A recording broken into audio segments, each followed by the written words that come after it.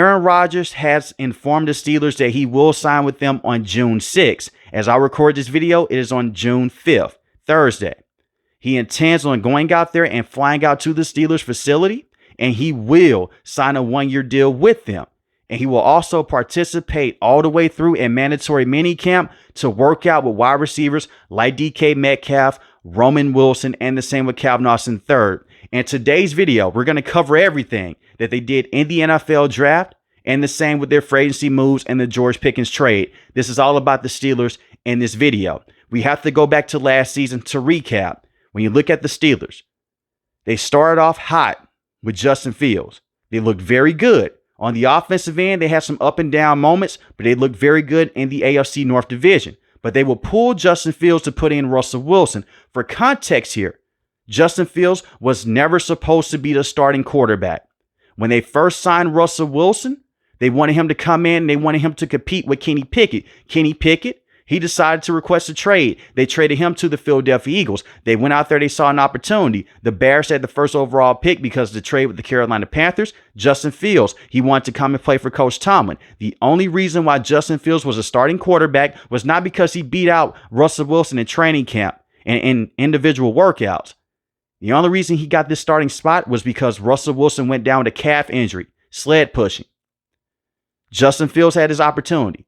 I thought that he did fine. He didn't go out there. He didn't perform great. He had some bad moments, but he also had a lot of good moments. I look at Justin Fields. He may never be a great passer in the NFL.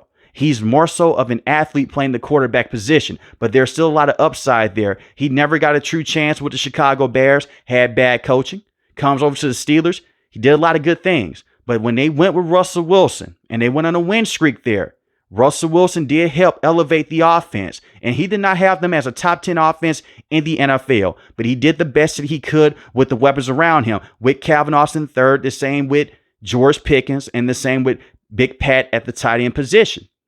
And they had the elite moon ball. That's what all the analysts were calling it, the deep pass down the field to George Pickens, and the same with Mike Williams. But as soon as George Pickens goes down with a hamstring injury they suffered in practice, the Steelers, they had a tough time going out there and moving the football down the field. And usually that's going to happen when your top wide receiver goes down.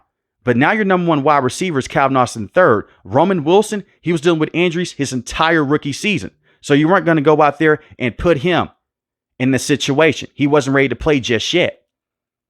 But the reason why I bring all this up, the Steelers would go on a massive losing streak to end the season. They lost their last 5 games, and they lost that game in the wild card against the Baltimore Ravens. They ran him out the building.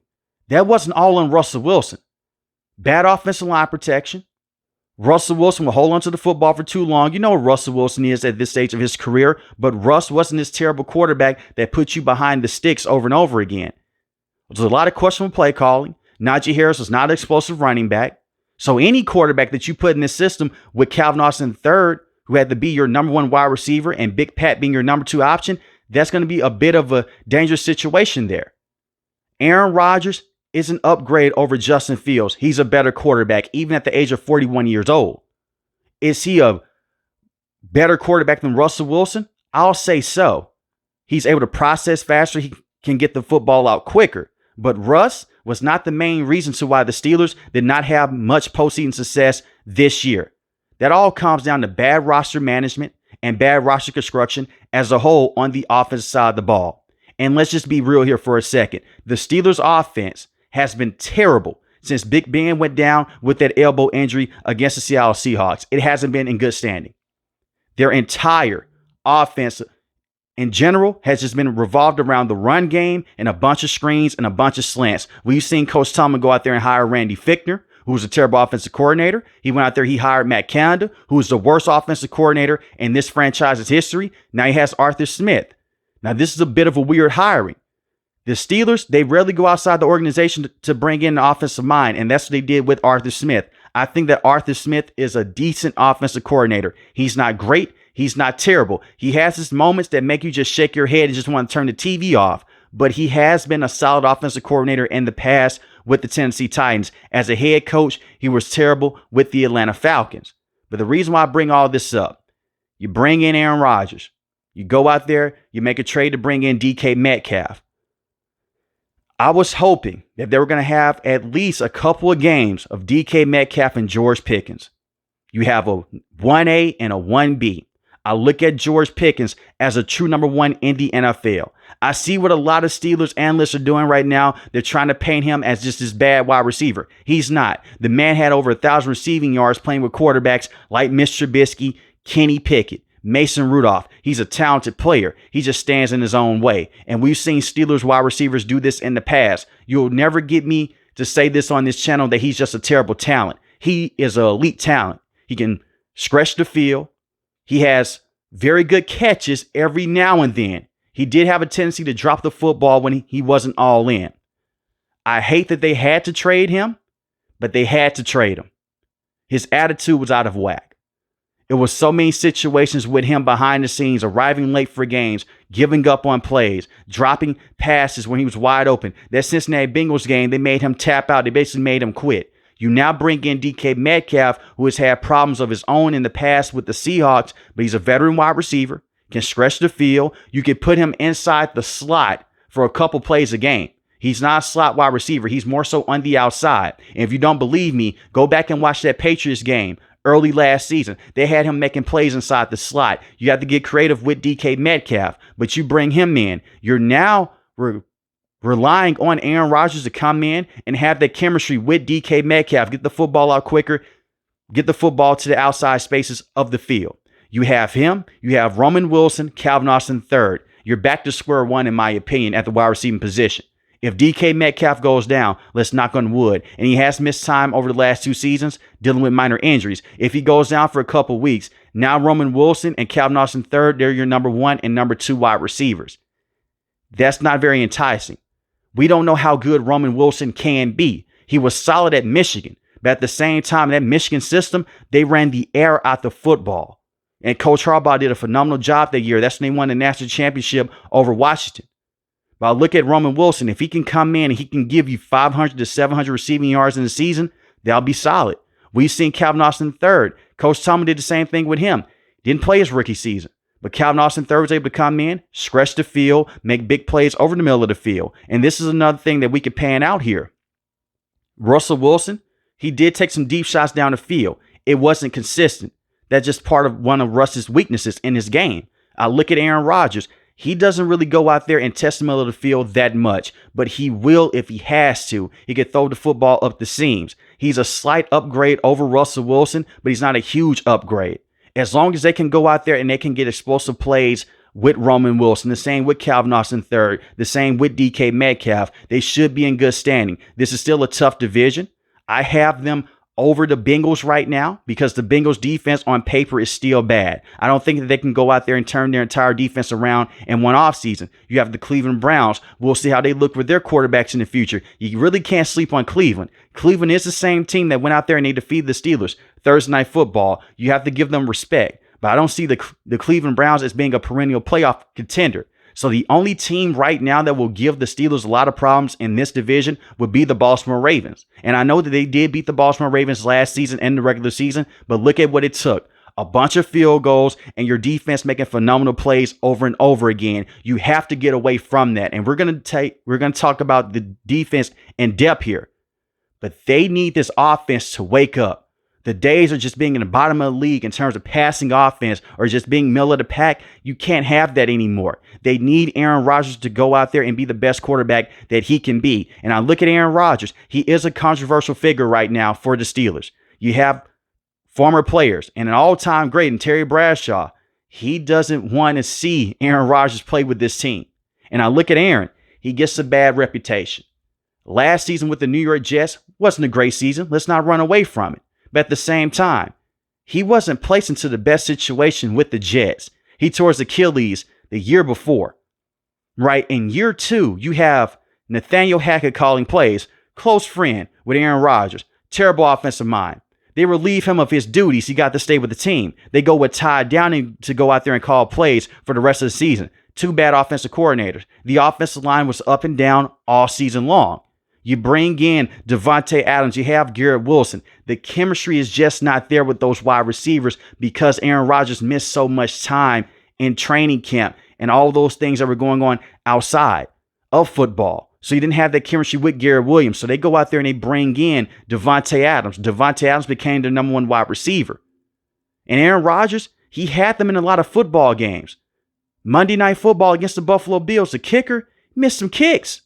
They could have won that football game. That's one game right there against the Denver Broncos early on. Aaron Rodgers goes out there. He's getting into field goal range over and over again. The kicker, once again, he misses kick, bad weather. He gets him to the goal line situation. Nathaniel Hackett decides to go out there. Let's run the football. Instead of running the football up the middle with the bigger running back in Braylon Allen, he goes with the smaller running back in Breece Hall. They get turned down right by the goal line. Aaron Rodgers had them in multiple situations to beat the Denver Broncos. So I look at Aaron Rodgers from this standpoint. He can still go out there and he can still help you win football games, but he's not going to be the Aaron Rodgers 4 to 5 years ago.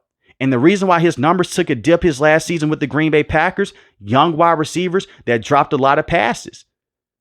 We have to basically look at Aaron Rodgers and give him a true grade here. I know a lot of people, they hate Aaron Rodgers. I'm just being real. A lot of games last season could have been won if they had better kickers with the New York Jets, better pass protection, and better coaching. As soon as they fired their head coach in Robert Saleh, everything went to hell for the New York Jets. Will Aaron Rodgers be viewed as this top quarterback with New York? Hell no. It was a terrible experiment. It was a failure. But to place all of that on Aaron Rodgers, that's a bit unfair in my opinion. And you guys know how I feel about Aaron Rodgers and the New York Jets. It was a match made in hell. But I look at Aaron. He can still come in. He can deliver a lot of sweet passes across the middle of the field. He can still make plays outside the pocket. Now, he doesn't have that athleticism that he once had because of that torn Achilles that he suffered a couple of years ago with New York. But he did perform very well as the season came to an end with the Jets. He did have some terrible games, like how he had against the Buffalo Bills. They pulled him out the game. They put in Tyrod Taylor. They immediately go out there. They score a touchdown. But once again, that's a terrible organization. You come over to the Steelers, and they are far from what they used to be many years ago when Coach Tomlin first took this job and when they had Bill Cowher. But that culture is still around. You can still go out there and run the football with Caleb Johnson. The same with Jaylen Warren. You give Aaron Rodgers a consistent run game, something that he did not have with the New York Jets. And it opens up the entire offense. I'm hoping that they don't stack the box against the Steelers. Because I'll say this, even though George Pickens was a headache for Coach Tomlin, when you have someone like him on the outside with DK Metcalf, you're not going to stack the box as much. I look at it from the standpoint, if you stack the box against Aaron Rodgers, he may be able to go out there and make you pay, but at the same time, he's an older quarterback. He is on the back end of his career. He may be on the last leg of his career, and don't expect for him to come in and be that mentor for Will Howard. More on Will Howard in the next couple minutes. But I look at all the wide receivers, DK Metcalf, Calvin Austin III, Roman Wilson, Robert Woods. They still have a lot of weak points there. But I look at DK Metcalf and I look at Big Pat. Hopefully that can help get them over the top with this offense. And they can still possibly make a trade before the season starts. They have a bunch of mid-round picks. I know a lot of people, they're saying they're looking for their quarterback next year in the first round. We'll see what happens. I hate to be that type of guy on YouTube. I'm just going to be honest here. We don't know how good the quarterbacks are going to be next year. We've seen this before. Joe Burrow went out there. He was regarded as a 5th round pick before he transferred to LSU. He became the best player in college that season. He was the first overall pick. So anything can change at the college level from year to year. I look at the offensive line for the Steelers here. There's a lot of good talent, a lot of young talent. Troy Fautanu at the right tackle position. Before he got injured with a dislocated knee, he performed very well with the Steelers in a couple of snaps that he played in. We'll see what happens long term. Mason McCormick was a very good right guard last season. I like Zach Frazier a lot. You have Isaac at the left guard position. He's a solid veteran. And I look at Broderick Jones. Broderick Jones has been a bust so far at the left tackle position. We'll see if he can work out long term. We'll see. But the offensive line from the left guard position to the right tackle position, there's a lot of young players here. The talent is there. Can this offensive line coach get them to the next level? And this is the same offensive line coach that coached with the Carolina Panthers, and they shipped him out the door. We need to see, can he go out there and really coach up this young talent? The offensive line has not been the same Since you had Mike Munchak with this roster, who was a very good offensive line coach, he walked away, he went to the Denver Broncos. And I know that they had a lot of aging veterans at the time, like Andrew Villanueva, the same with Pouncey at the center position, Roman Foster, David DeCastro. I fully understand all of that. But that man had a huge impact on all those players' careers because he was a great offensive line coach. We'll see if this offensive line coach can get them to the next level. But I like what they have done over the last few years. They have invested in the trenches. This is something that Coach Tomlin said that he wants to do. Run the football, stop the run, even though I hate that standpoint because he's been standing on that since he first took this job with this organization. Eventually, you need to go out there and pass the football around, work off of that, and work into play action. That's all I'm asking. But the offensive line, there's a lot of potential here. And we saw for the first half of last season, they performed very well until they started to deal with injuries over and over again. The running back room. Like I mentioned before, Najee Harris, he's no longer with this team. He's now with the Los Angeles Chargers. Najee Harris was not a bad running back, but they wasted the first round pick on Najee Harris. And the reason why I say that, you could have invested into a younger offensive lineman at the center or at the guard position. Najee Harris was not a bad player, but he was not worth the first round pick. Over 1,000 yards rushing every single season in his career. Most people look at that at face value and they'll say, hey, Najee Harris was a top running back in the NFL. Wrong. They gave this man a lot of carries and he'll have the 15th most rushing yards in the league, maybe 13th most rushing yards in the league, and he may have top 5 to top 8 carries. He was more so of a power back. He did not have explosive run plays. Jaylen Warren, at certain parts of times last season and the year before, he looked like a better running back than him. But Jaylen Warren cannot move the pile like Najee Harris could. So they let Najee Harris walk away. He goes to the Chargers, 1-year deal. You now bring in Caleb Johnson from Iowa.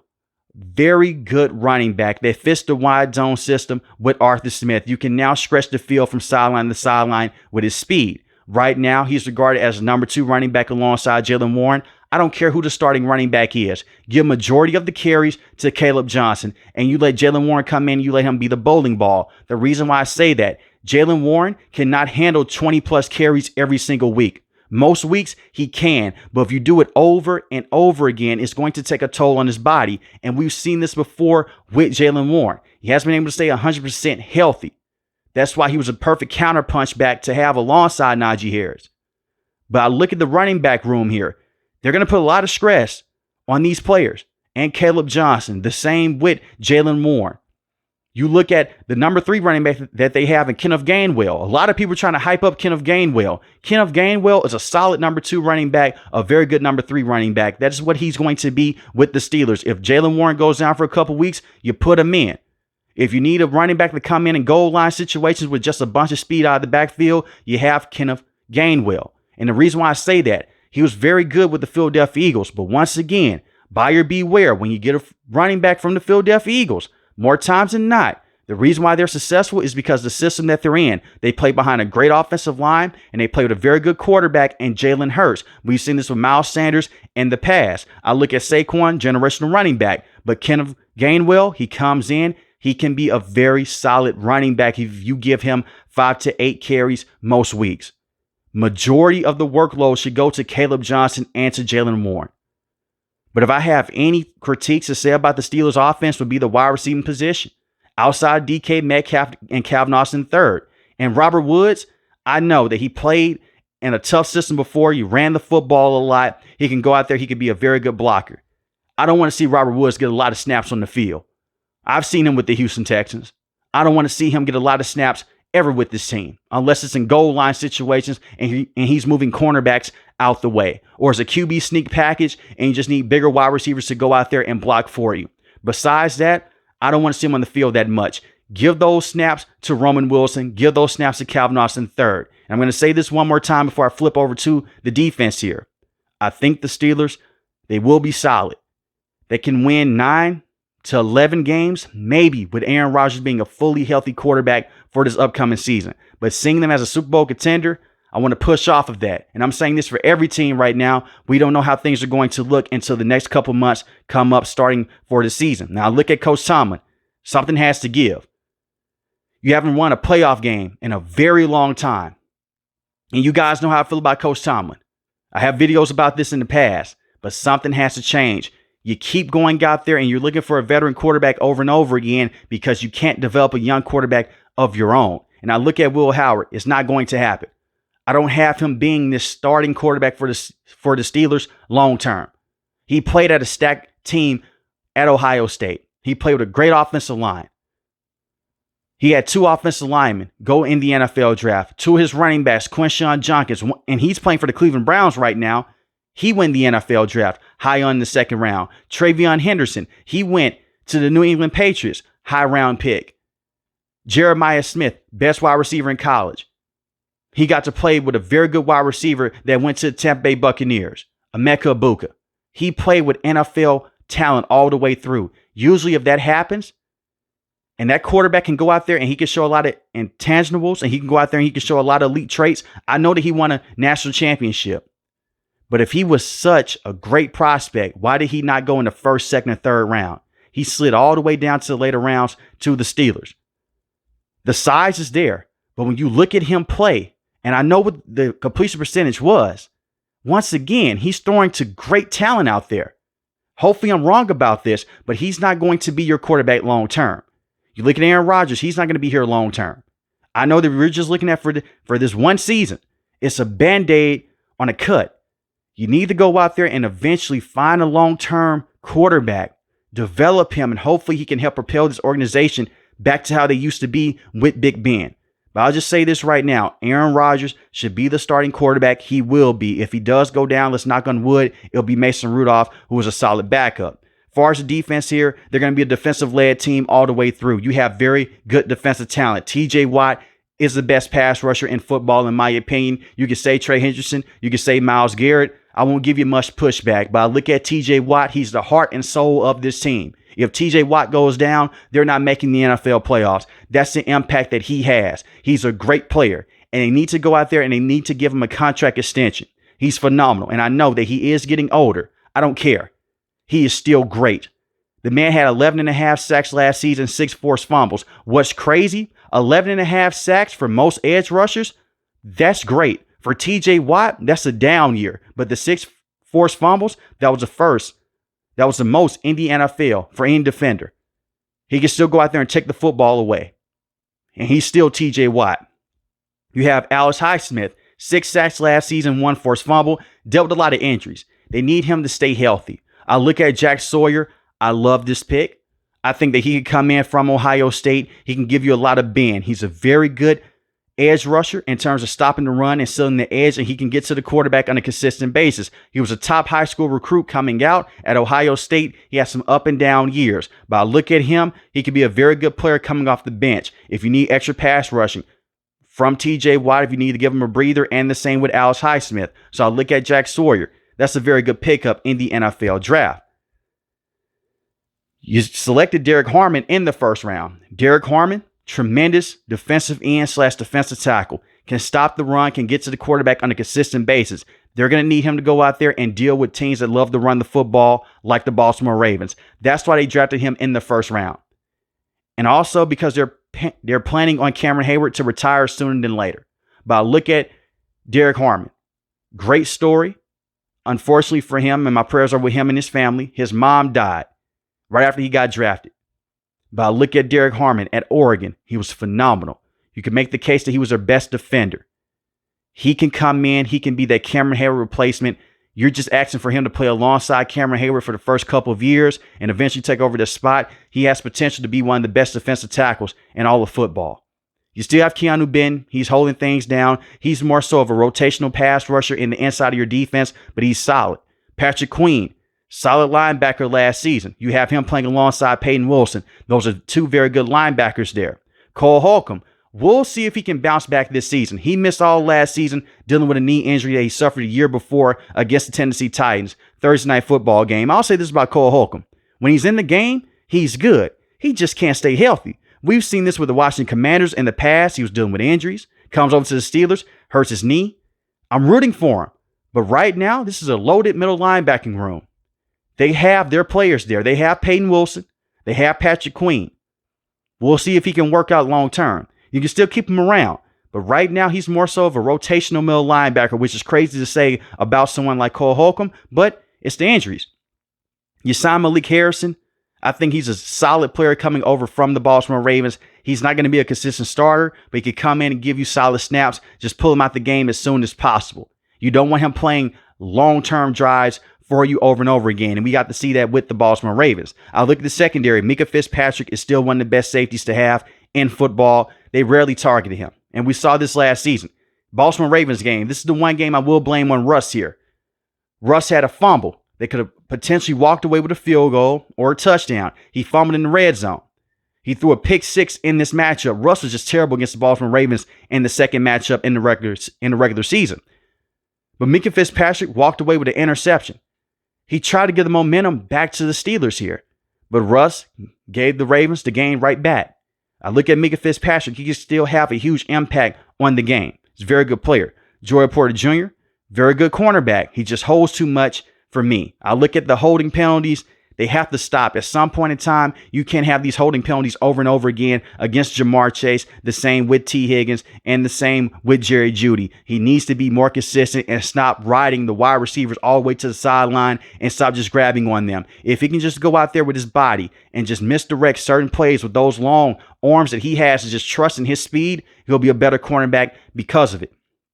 You bring in Darius Slay, solid rotational corner. I don't look at Darius Slay as a true number 2 anymore. I'm sorry. Darius Slay is not going to come in and be this wide receiver that you put on T. Higgins, that you put on Jamar Chase the entire game. That's why the Philadelphia Eagles, they moved off of him. And this organization, they have a nasty habit by doing this. They signed Joe Hayden when he was behind his prime. They signed Patrick Peterson when he was way past his prime. You're signing Darius Slay, he's past his prime. Now, he can have a huge impact with these players in the cornerback room. I look at him as a player coach at this stage of his career. Just won a Super Bowl with the Philadelphia Eagles. Had some solid snaps with the Philadelphia Eagles last season. But that's why the Eagles, that's why they drafted Quinyon Mitchell and the same with Cooper DeJean. It was time to move on from Darius Slay. And Slay, he's not a bad corner. But consistently in this division, with wide receivers like Zay Flowers, Jamar Chase, T. Higgins, Jerry Jeudy, I don't trust him on those wide receivers for long stretches of time. I look at Corey. He needs to come in. He needs to stay healthy. He had a good game against the Denver Broncos. Let him come in. Let him work. You have Benny Bishop. Funny enough, against the New York Jets, that was the best game of his career. He came out and he looked phenomenal. Can you get more consistent play out the cornerbacks outside of Joey Porter Jr. here? So I look at Darius Slay, not a bad signing. But if you expect for him to go out there and you expect for him to be that number 1 cornerback or that number 2 cornerback for the entire season, I don't see it happening. I say all this to say this about the Steelers. This was the best situation for them. You're getting an Aaron Rodgers with a chip on his shoulder. This man was pissed off with the New York Jets and Aaron Glenn. It's the way that he looked at the camera when he was talking to Pat McAfee. He was all up and down. He was being very coy. But he went into deep detail about that meeting with Aaron Glenn. He said it pissed him off. He flew across the country to meet with that team. And they told him, hey, we don't want you anymore. And it's the way that Aaron Rodgers looked. If he can just go out there and just be a level-headed quarterback and be the veteran quarterback and just go out there and uplift the talent around him, the Steelers, they could still be a team in the AFC to watch out for. I just don't have them on the same level with teams like the Chiefs and the same with the Buffalo Bills. I was high on the Steelers last season with Justin Fields and same with Russell Wilson, but I need to see more out of this offense and especially that wide receiving room. The explosive plays, they should be better this season. There should be more continuity there, especially with a young running back in Caleb Johnson. The same with DK Metcalf. Aaron Rodgers was already working out with DK Metcalf at UCLA. They already have a good relationship there. But we'll see if Roman Wilson can take that major step forward, and the same with Calvin Austin III. We'll see what they can get out of Big Pat. And this is the one thing with him. I feel bad for him at the tight end position.